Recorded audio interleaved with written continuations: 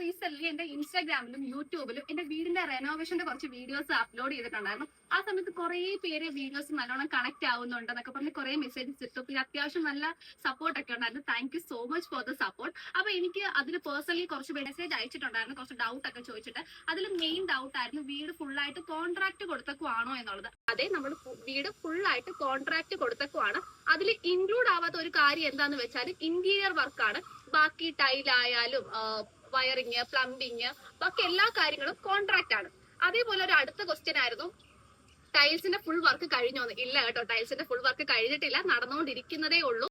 പിന്നീട് വന്ന ഒരു ക്വസ്റ്റ്യൻ ആയിരുന്നു, നിങ്ങൾ വീടിന്റെ ടോപ്പ് പോർഷൻ എന്താണ് ചെയ്തേക്കുന്നത്. എനിക്ക് മനസ്സിലായത് മേൽക്കൂര അങ്ങനെ ആയിരിക്കും ഉദ്ദേശിച്ചത്.